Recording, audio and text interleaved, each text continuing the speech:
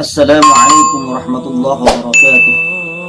Bismillah, alhamdulillah, wassalatu wassalamu ala rasulillah Sayyidina wa maulana Muhammad ibn Abdullah wa ala alihi wa ashabi alladhina hum hudatul ummah.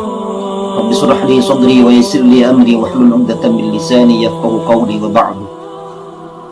Para pemirsa, saudaraku sebangsa dan setanah air dimanapun berada, alhamdulillah di bulan Agustus ini kita masih diberikan kesehatan oleh Allah Subhanahu wa taala.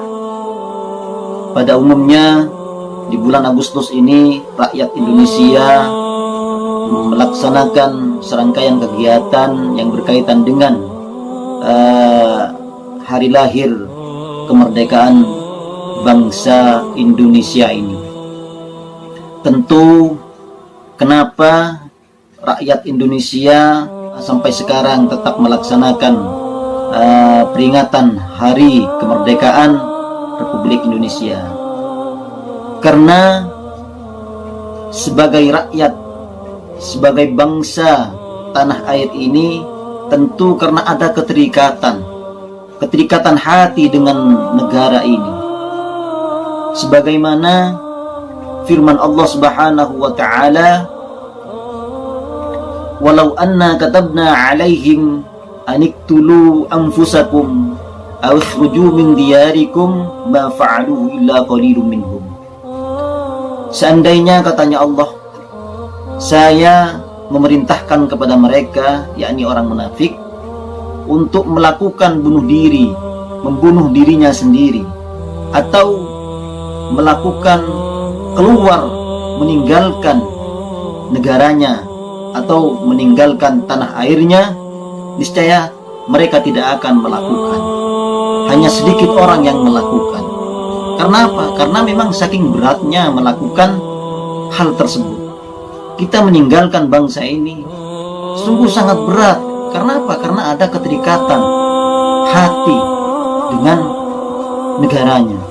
Sebagaimana yang disampaikan oleh Syekh Wahbah Zuhaili dalam tafsirnya, yaitu tafsir Al-Wasit. Di sana beliau menafsiri ayat tersebut dalam kalimat awikhruju min diyarikum itu, yaitu isyaratun sharihah ila ta'alluqin nufus al-bashariyah bi baladiha wa ila anna hubbal watan mutamakkinun fin nufusi wa muta'alliqatun bih. Jadi ada isyarah yang sangat jelas antara hubungan hati seseorang dengan negaranya, dan ada isyarah kecintaan hati yang melekat terhadap negaranya. Maka dari itu rakyat Indonesia ini patut dan wajar melakukan serangkaian kegiatan yang berkaitan dengan kemerdekaan bangsa ini. Karena apa? Karena kemerdekaan ini diraih dengan penuh perjuangan dan pengorbanan oleh para pahlawan, para syuhada, para ulama kita. Para ulama mempertahankan kemerdekaan ini dengan perjuangan, dengan pertempuran melawan penjajah. Maka dari itu sepatutnya dan selayaknya kita mengingat dan mengenang jasa-jasa para pahlawan, syuhada, dan para ulama yang sudah gugur untuk mempertahankan dan memperjuangkan kemerdekaan ini. Kemerdekaan ini adalah merupakan nikmat yang diberikan oleh Allah Subhanahu wa taala. Maka dari itu ada dua hal setidaknya yang perlu kita sampaikan dan kita ketahui.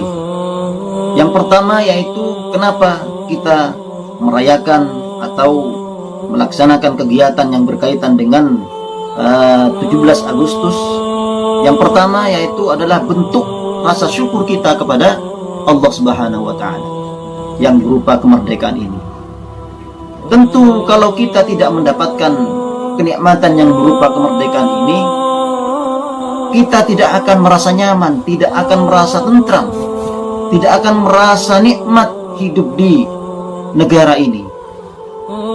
Kita tidak akan bisa khusyuk beribadah kepada Allah.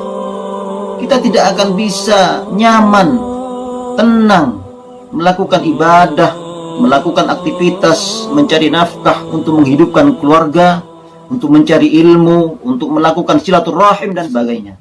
Tentu kita tidak akan bisa tanpa adanya kemerdekaan ini. Maka dari itu, kemerdekaan ini adalah merupakan nikmat yang diberikan oleh Allah kepada bangsa ini, yang wajib disyukuri. La in syakartum la azidannakum wa la in kafartum inna azabi lasyadid. Yang kedua yaitu adalah bentuk rasa cinta kita kepada bangsa negara ini, sebagaimana cintanya Rasulullah SAW kepada kota Madinah.